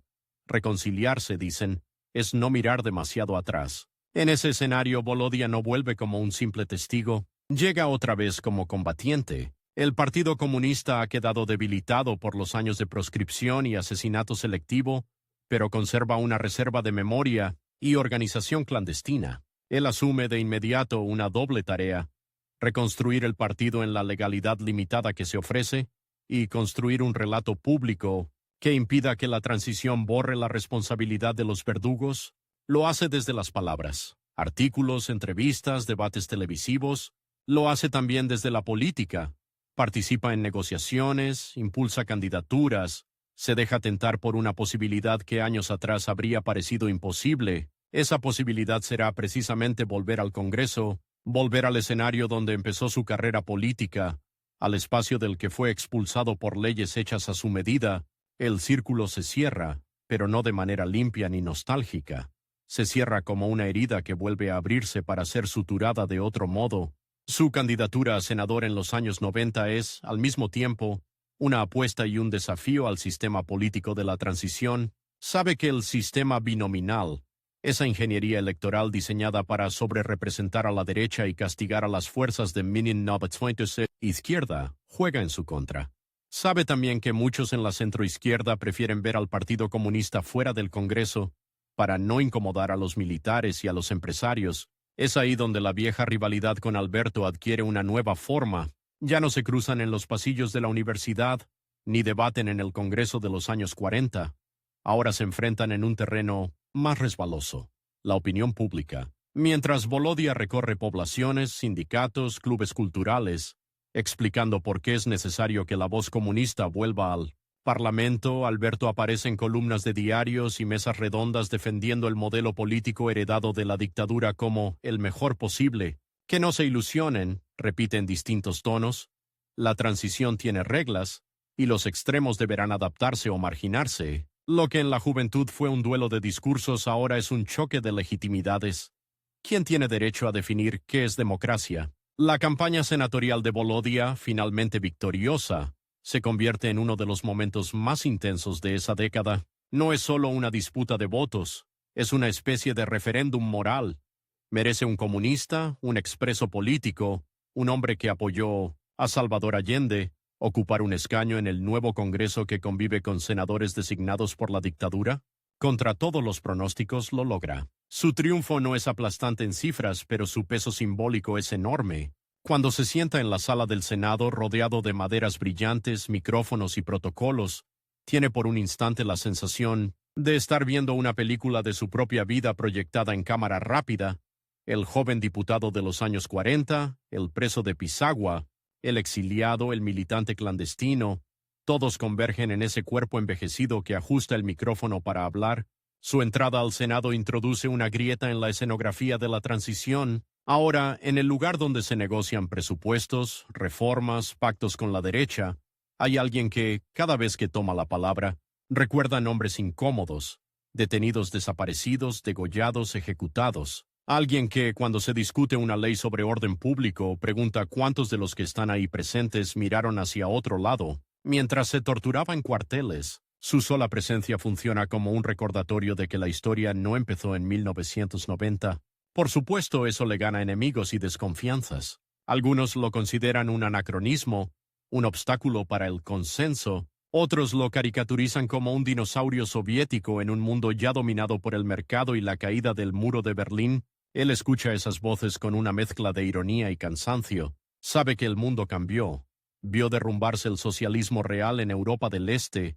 Escuchó a antiguos camaradas renegar de todo lo que defendieron durante décadas. No es ciego a los errores, a las rigideces, a las tragedias producidas en nombre de la causa que lo formó, pero también sabe algo que sus críticos influyentes tienden a invisibilizar, que el capitalismo triunfante que celebran se construyó en su país sobre fosas comunes. El tiempo, mientras tanto, le impone su propia cuenta regresiva. Está en sus 70 y tantos, luego en sus 80.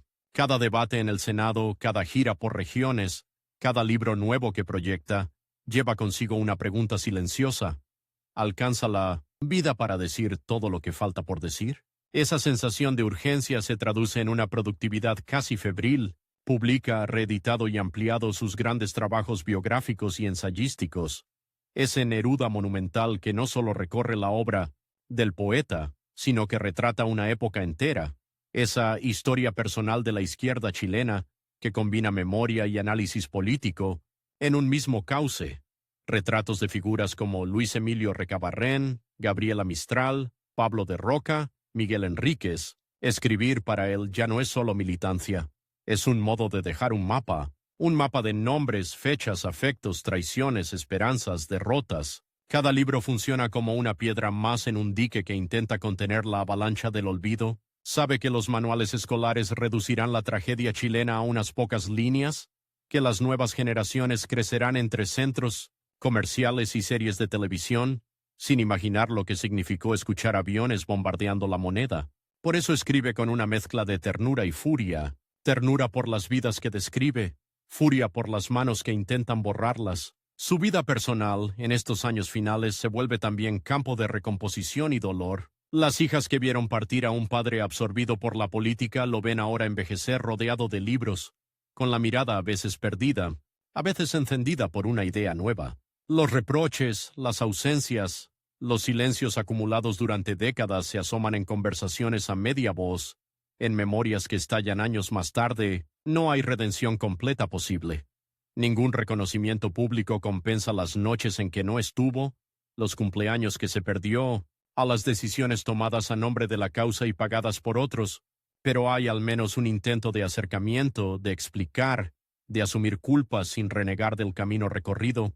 En el plano político, la competencia con figuras como Alberto adopta rasgos casi fantasmales. No siempre se cruzan en persona, pero sus voces chocan en los diarios, en las universidades, en los salones donde se discute el legado de la transición. Cuando se habla de la Constitución de 1980, de las privatizaciones, de los logros del modelo económico chileno, Alberto aparece defendiendo la estabilidad conquistada, relativizando los costos humanos del régimen que la impuso.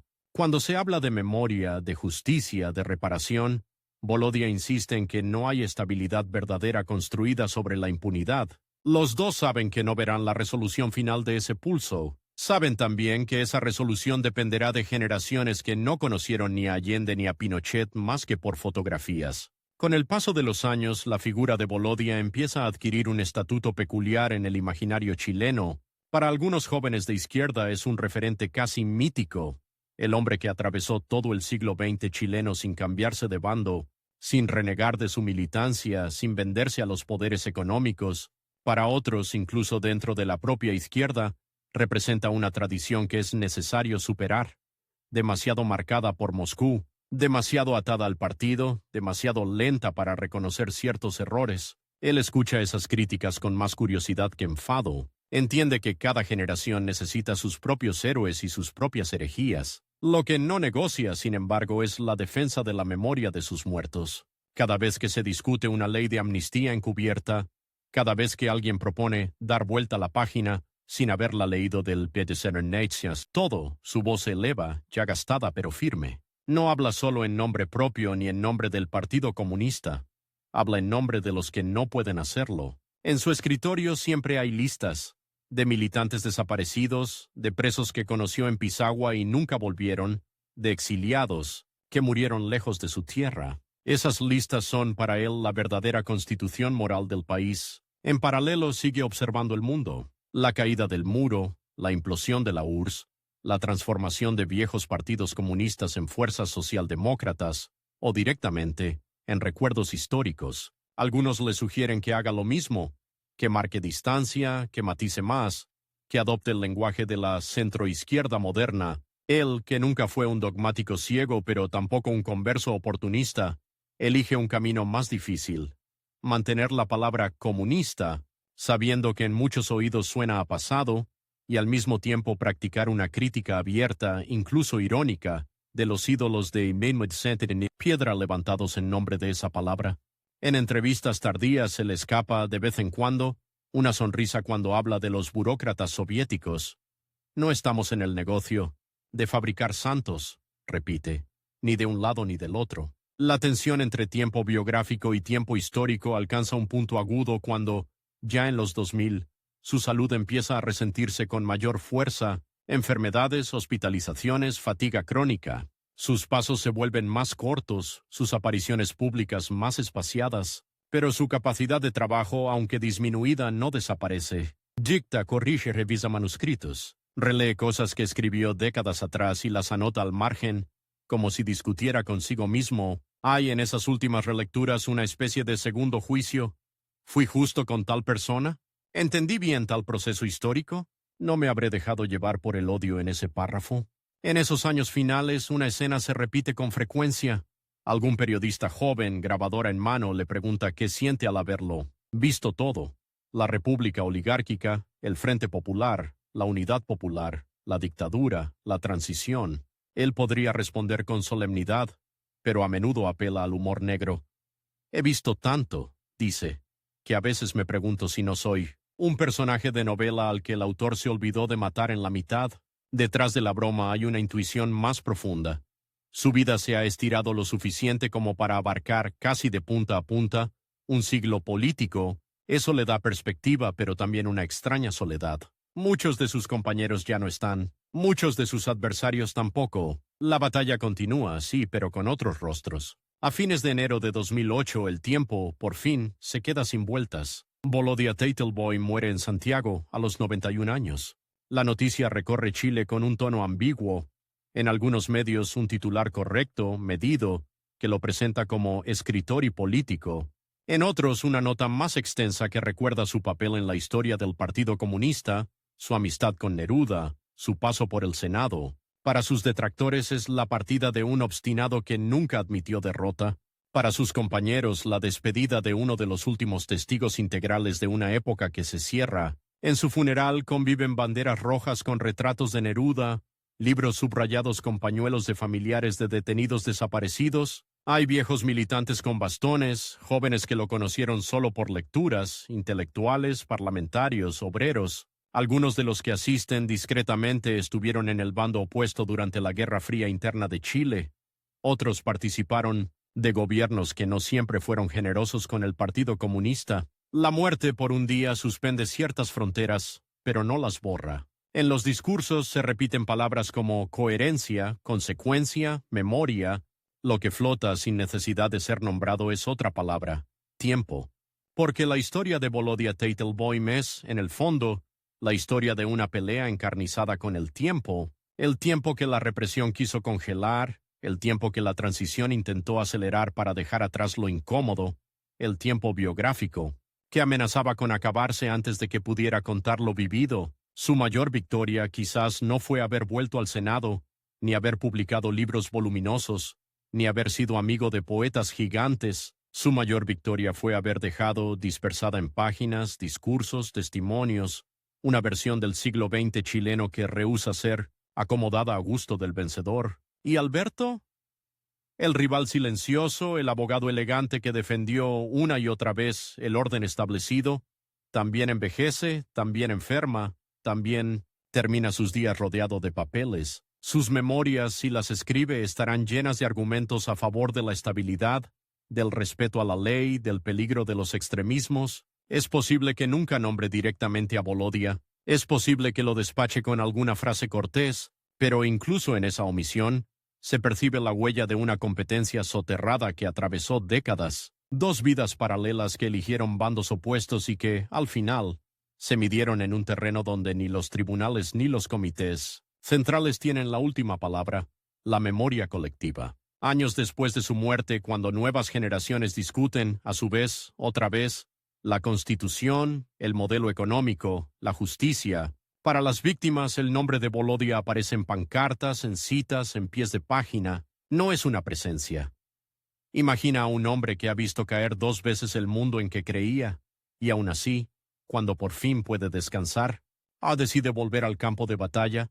Imagina a un viejo de saco arrugado y pasos lentos entrando de nuevo al Congreso donde antes lo expulsaron, rodeado de jóvenes que podrían ser sus nietos, y de enemigos que creían haberlo enterrado para siempre. Ese hombre al que el siglo XX golpeó con cárceles, exilios y traiciones, no se jubila.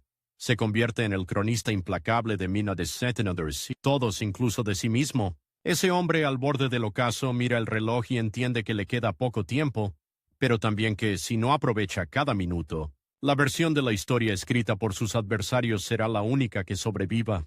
Ese hombre es todavía Volodya Teitelbaum. Cuando sale de Chile, con la dictadura recién desatada, su vida se reduce a una ecuación brutal.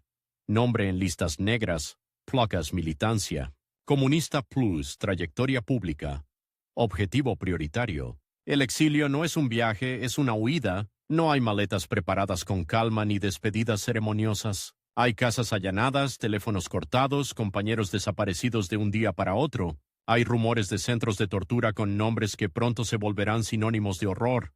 Villa Grimaldi, Londres 38, Venda Sexy. En ese mapa del miedo la frontera se vuelve un hilo delgado.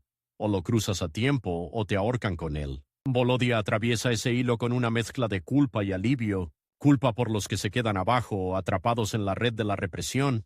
Alivio porque sabe que vivo podrá hacer algo que muerto no.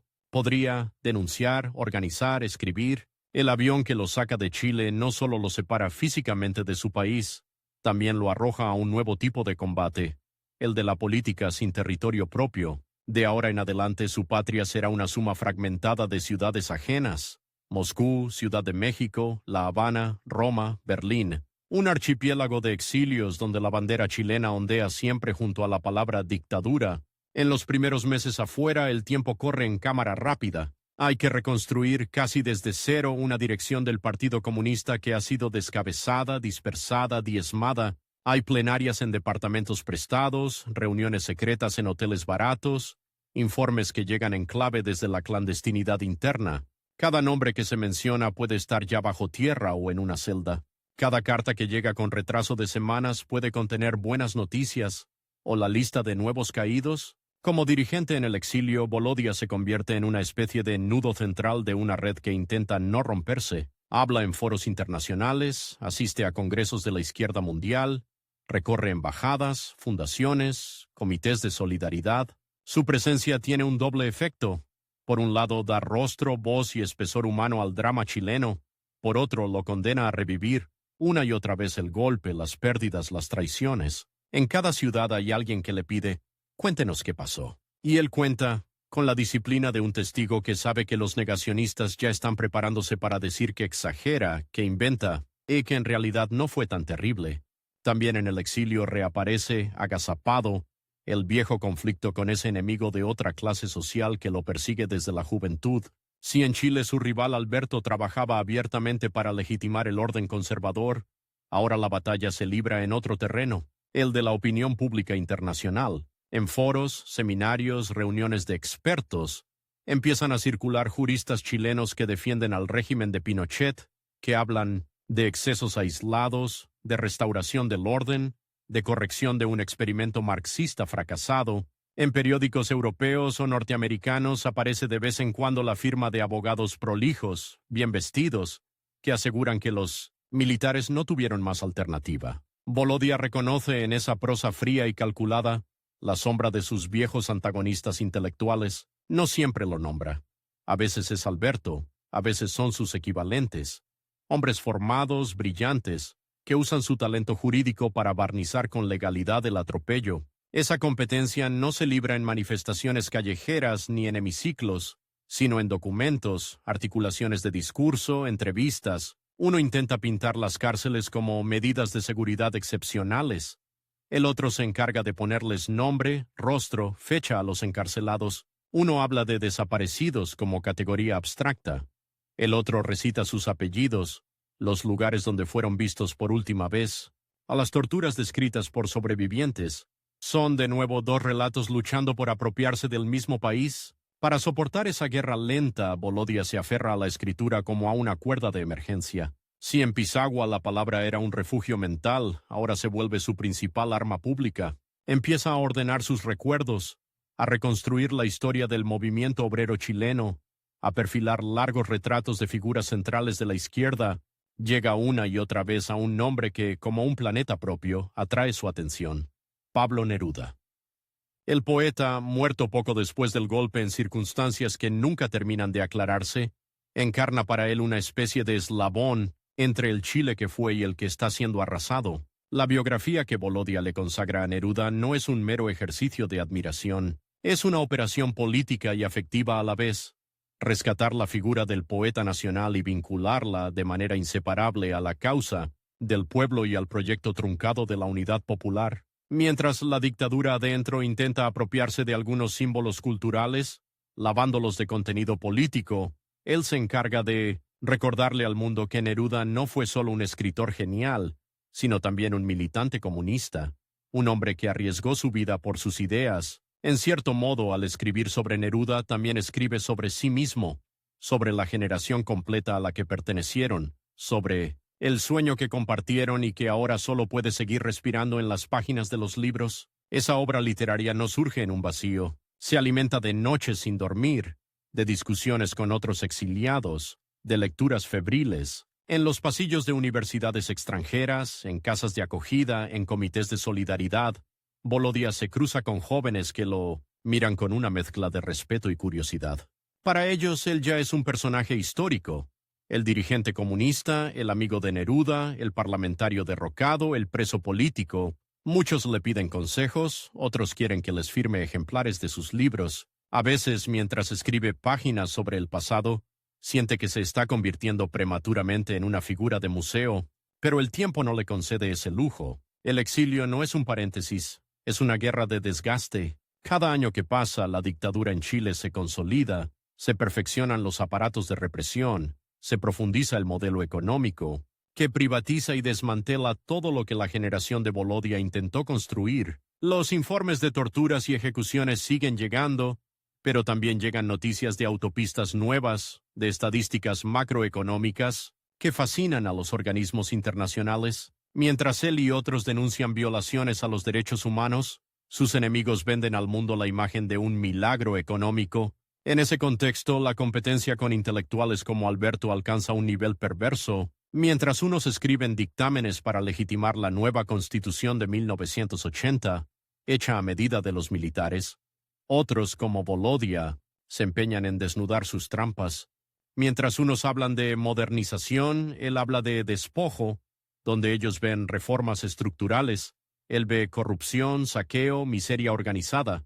En más de una ocasión le toca debatir, en paneles o textos cruzados, con esa voz pulcra que representa el pensamiento jurídico del régimen. Es como volver a aquellos debates universitarios, pero con una diferencia monstruosa. Ahora no discuten teorías, discuten sobre cadáveres. Al mismo tiempo, el partido en el exilio enfrenta su propio reloj interno. La lucha armada, impulsada por sectores que han perdido la fe en la vía institucional, empieza a tomar forma con el Frente Patriótico Manuel Rodríguez. Desde fuera, Volodya participa de acaloradas discusiones. ¿Hasta dónde llegar? ¿Qué costo humano aceptar? ¿Cómo no romper los pocos puentes que quedan con una oposición interna más amplia? Mientras tanto, la juventud que nació bajo la dictadura exige respuestas rápidas, contundentes. No vivieron el Congreso de los años 40 ni las victorias parciales de la reforma agraria. Crecieron con toque de queda, allanamientos, pobreza y miedo. Para ellos el tiempo no es histórico, es puro presente asfixiante. En esa tensión, Volodya camina sobre una cornisa. Como dirigente debe asumir decisiones colectivas. Como intelectual siente la responsabilidad de mantener una mirada estratégica, de no dejarse arrastrar solo por la rabia. La sombra de la Unión Soviética, con sus propias crisis y rigideces, sobrevuela muchas de las discusiones. Muy lejos, en Europa del Este, hay un socialismo que empieza a mostrar fisuras. Muy cerca, en Chile, hay una dictadura capitalista que se vende como modelo de éxito. La vieja dicotomía ideológica se agrieta justo cuando él, ya en edad madura, debería estar cosechando certezas. En vez de eso, le toca administrar dudas. Los años avanzan y la presión internacional sobre el régimen chileno aumenta. Las fotos de protestas clandestinas, las velatones, los funerales convertidos en actos políticos atraviesan el océano. En los 80, el país comienza a levantarse con nuevas formas. Jornadas de protesta nacional, cacerolazos, movilizaciones estudiantiles. Desde lejos, Volodya observa y participa a su manera, impulsando campañas, organizando apoyo, viajando incansablemente para mantener al tema Chile en la agenda del mundo. Pero cada viaje, cada discurso le recuerda que él está fuera, que las balas de la represión no silban sobre su cabeza, sino sobre las de otros más jóvenes, más expuestos. Esa distancia alimenta un conflicto íntimo. ¿Hasta qué punto se puede dirigir una lucha desde el exilio sin perder el pulso real de la calle? ¿Cuándo la experiencia acumulada se convierte en sabiduría y cuándo en obstáculo? No son dudas abstractas. Le llegan cartas criticando decisiones de la dirección exterior, le llegan también agradecimientos, abrazos, relatos desgarradores. La historia de la izquierda chilena durante la dictadura no será una línea recta, y el lugar de Volodya tampoco. Habrá errores, giros, rectificaciones, pero algo se mantiene inalterable. Su empeño en dejar todo eso escrito, sin complacencias, sin borronear lo incómodo. Mientras tanto, el reloj del régimen también empieza a agotarse. La recesión económica de comienzos de los 80, la crisis de la deuda, las crecientes denuncias por violaciones de derechos humanos, la presión de una oposición cada vez más amplia, erosionan la base de Pinochet. El plebiscito de 1988 se transforma en una cita con la historia. En la campaña del no se condensa una amplia coalición que va mucho más allá de la izquierda tradicional. Desde lejos, Volodya vive esos días con los nervios a flor de piel. Sabe que no es solo una votación. Es la posibilidad real de abrir una puerta de salida institucional a la dictadura, y también el de 70 seconds, riesgo de una nueva trampa. Cuando el no triunfa, el mundo entero ve imágenes de celebración en las plazas chilenas. Él, todavía fuera, sabe que la historia no se cierra ahí. Falta la letra chica. Negociaciones, pactos, impunidades, transiciones controladas. El viejo enemigo de siempre, esa alianza entre élites económicas, militares y tecnócratas conservadores, no se retira, simplemente se reacomoda. Alberto y sus pares pasan con naturalidad de justificar a la dictadura a ocupar cargos o asesorías en la nueva democracia. Cambian el tono, suavizan el lenguaje, pero defienden el mismo modelo económico y la misma constitución heredada del régimen. Es en medio de ese escenario ambiguo, derrota militar de la dictadura, pero continuidad de muchas de sus estructuras, que Volodya cruza de nuevo la frontera hacia Chile. El regreso no es un paseo triunfal, es un acto cargado de nostalgia, de dolor y de rabia contenida. El país que pisa ya no es el que dejó. Donde antes había murales de la Unidad Popular, ahora hay anuncios publicitarios. Donde hubo fábricas nacionalizadas, ahora hay holdings privados. Donde hubo villas obreras, ahora hay condominios cerrados. Pero también hay algo nuevo. Jóvenes que crecieron bajo la dictadura y que, a pesar de todo, han heredado la rebeldía. Cuando vuelve a recorrer las calles de Santiago, hay fantasmas en cada esquina. Recuerda a compañeros que ya no están, locales sindicales clausurados, diarios silenciados. Pero también descubre librerías que venden sus libros, murales con versos de Neruda, pequeños grupos de lectores que lo reconocen. No es un héroe de masas, es más bien un referente intenso para un segmento de la sociedad que no quiere olvidarlo todo en nombre de la reconciliación. La política chilena de los años 90 se convierte en el escenario de su último gran giro. Lo eligen senador. Y el hombre que fue expulsado del Congreso décadas atrás vuelve ahora por la puerta grande, con votos, con legitimidad recuperada. Es un momento que podría leerse como una reparación simbólica. Ahí está él, sentado en una banca del Senado, con la banda tricolor colgando de la mesa presidencial, escuchando discursos formales, mientras por los pasillos circulan, muy cómodos, algunos de los mismos sectores que apoyaron explícitamente el golpe. El duelo con figuras como Alberto alcanza su versión más extraña.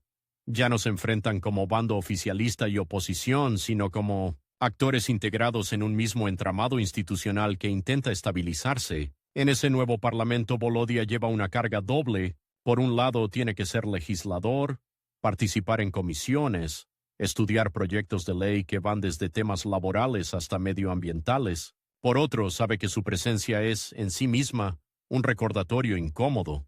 La memoria viva de las cárceles, del exilio, de los asesinados. Cada vez que toma la palabra, el tiempo parece plegarse. Los más jóvenes del hemiciclo lo miran con respeto. Algunos de los más veteranos bajan la vista, incómodos ante la mención de años, que preferirían enterrar bajo formulaciones abstractas como hechos del pasado. Su intervención más constante tiene una obsesión: desmontar las herencias de la dictadura, especialmente la Constitución de 1980 y el modelo de impunidad, pero el margen es estrecho. En la transición pactada, el poder militar no desaparece de golpe. Permanece a través de senadores designados, de un comandante en jefe que sigue siendo Pinochet durante años, de leyes orgánicas que blindan a las Fuerzas Armadas. Es como luchar contra un muro al que solo se le ha abierto una rendija. Él insiste, discute, denuncia, sabe que no verá todas las transformaciones que desea, pero también sabe que posar una y otra vez el dedo en la herida es parte del tratamiento. Fuera del Senado su pluma no descansa. Publica ensayos, memorias, nuevas biografías políticas. Relata la vida de Luis Emilio Recabarren, de Gabriela Mistral, de otros gigantes que ayudarán a construir una genealogía de la izquierda y de la cultura chilena. Con cada libro va levantando una especie de contracanón, una historia alternativa a la versión oficial que exaltó siempre a los ganadores, de cada guerra, de cada golpe, de cada elección. Él se empeña en rescatar a los vencidos, a los marginados, a los exiliados. A veces en entrevistas se define con ironía como un escribidor de derrotas, pero en el fondo sabe que no son derrotas totales. Cada lucha perdida abrió un surco donde germinó algo. En su vida privada, mientras tanto, las cuentas pendientes no se borran del todo. Las relaciones con sus hijas, marcadas por ausencias, silencios y distancias geográficas, atraviesan momentos de acercamiento y otros de choque. Muchas de esas tensiones se harán públicas con el tiempo, mostrando un rostro que incomoda a quienes querrían una figura épica sin fisuras. Volodya no es un héroe impecable. Es un hombre que sacrificó mucho, demasiado, en nombre de la política, y que luego debió enfrentar las consecuencias afectivas de esas decisiones. Ese conflicto íntimo también forma parte de su legado. La pregunta de hasta dónde es justo entregarse entero a una causa sin destruir lo que uno tiene más cerca. La vejez llega, pero no trae retiro. Más bien intensifica su urgencia. Cada año que pasa, mueren compañeros, se cierran bocas para siempre, se pierden archivos. Él, que ha hecho de la memoria su trinchera, percibe el tiempo como una cuenta regresiva imparable, debe apurarse a dejar por escrito lo que falta, a revisar lo ya dicho, a ajustar el foco sobre episodios que nunca fueron contados del todo. Sus últimas obras son una mezcla de historia, confesión y ajuste de cuentas. No se ahorra críticas a errores propios ni de su partido, tampoco suaviza juicios sobre los adversarios. En esas páginas finales, la batalla con figuras como Alberto ya no parece un duelo entre individuos, sino entre dos tradiciones completas, la que justificó siempre al poder establecido y la que se empeñó, incluso derrotada, en cuestionarlo. En los años 2000, el Chile que lo rodea exhibe cifras económicas envidiables, malls gigantescos, autopistas relucientes y, al mismo tiempo, campamentos, educación segregada, pensiones miserables. La democracia formal se ha consolidado, pero la constitución pinochetista sigue en pie, con remiendos. Pinochet, transformado en un anciano enfermo, esquiva una y otra vez la cárcel gracias a diagnósticos médicos oportunos y maniobras jurídicas donde vuelven a aparecer, como una mala broma, esos abogados brillantes que lo han acompañado desde el inicio. La vieja rivalidad se recicla, mientras unos defienden que a estas alturas no tiene sentido juzgar al anciano general, Volodya insiste en que sin verdad ni justicia no hay futuro limpio.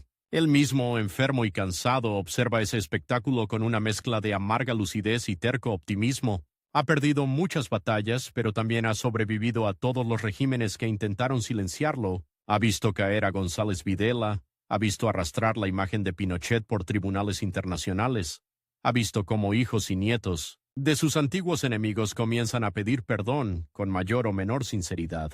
Ha visto sobre todo que las nuevas generaciones leen libros que él escribió en los años más oscuros y que en esos libros se encuentran claves para entender un país que, a pesar de los cambios, sigue arrastrando preguntas viejas. En sus últimos días el tiempo se comprime, las visitas se vuelven más breves, las fuerzas más escasas, pero la lucidez permanece. A quienes lo visitan les habla una y otra vez de lo mismo, la importancia de recordar, de no dejar que la versión de los vencedores se convierta en la única. Repite con una cierta obstinación tierna que todo lo que vivió, desde esa juventud universitaria de duelos dialécticos, pasando por Pisagua, la Unidad Popular, el exilio, el Senado, no tiene sentido si no sirve para que otros saquen sus propias conclusiones y empujen un poco más lejos la historia. El 31 de enero de 2008 el reloj se detiene para él, muere en Santiago, en un país formalmente democrático, gobernado por una presidenta socialista, con un modelo neoliberal aún vigente, y con miles de jóvenes que ya no saben de memoria los nombres de todos los mártires, pero que empiezan a dudar del orden heredado. Sus funerales no son multitudinarios como los de Neruda o Allende, pero reúnen a una constelación significativa, viejos militantes, con el carnet gastado, intelectuales que crecieron leyendo sus ensayos, jóvenes que lo descubrieron más tarde, curiosos que solo sabían de él por los diarios. Afuera el tránsito no se detiene, el país sigue su rutina. Adentro, frente a su féretro, se cruzan abrazos, lágrimas y canciones. Su enemigo generacional, aquel Alberto tantas veces invocado como emblema de la otra vereda, ya no está en escena, o sobrevive desdibujado. Aparte de una élite que envejece aferrada a su propio relato, en cierto modo la competencia ha terminado. No porque uno haya aplastado al otro, sino porque la historia, con su lentitud implacable, ha ido mostrando la textura completa de cada proyecto. Los dictámenes impecables, las defensas del orden creadas en gabinetes lujosos, han tenido que confrontarse con testimonios, con fosas comunes, con archivos desclasificados, y en ese choque la voz de Volodya, persistente, documentada, apasionada, ha tenido un peso que ni siquiera sus enemigos pueden despreciar del todo. Su legado no cabe en una sola etiqueta. Fue dirigente comunista disciplinado y, al mismo tiempo, intelectual capaz de la autocrítica. Fue abogado defensor de la legalidad y, al mismo tiempo, cómplice de apuestas insurreccionales. Fue padre ausente en demasiados momentos y, sin embargo, figura afectiva para generaciones de militantes. Fue biógrafo devoto de otros y también protagonista de su propia novela histórica. Dejó libros que se estudian como historia, que se leen como literatura y que se usan como armas en debates políticos. Quizás la imagen que mejor condensa su trayectoria sea la de un hombre mayor, caminando despacio por un pasillo del Congreso con un fajo de papeles bajo el brazo. En esos papeles hay proyectos de ley, discursos, citas de Marx, de Neruda, recortes de prensa, nombres de desaparecidos. Al fondo del pasillo, una puerta lo conduce al hemiciclo donde se votará algo que, tal vez, apenas moverá 1 centímetro la estructura del país, pero él entra igual, con esa mezcla de terquedad y esperanza que lo acompañó toda la vida. Sabe que el tiempo que le queda es poco, sabe también que cada centímetro importa, porque al final su verdadera obra puede resumirse en una frase sencilla: no dejar que otros escriban solos la historia. Cuando apagaron sus micrófonos, se aferró a la página. Cuando le quitaron la patria, la reconstruyó con palabras. Cuando quisieron convertirlo en memoria polvorienta, se encargó de ser, hasta el último día, una voz viva. Y esa voz, que sobrevivió a cárceles, exilios y derrotas, sigue sonando cada vez que alguien abre uno de sus libros o pronuncia, con curiosidad o con respeto, un nombre que parece demasiado largo para olvidarse: Volodya Teitelbaum.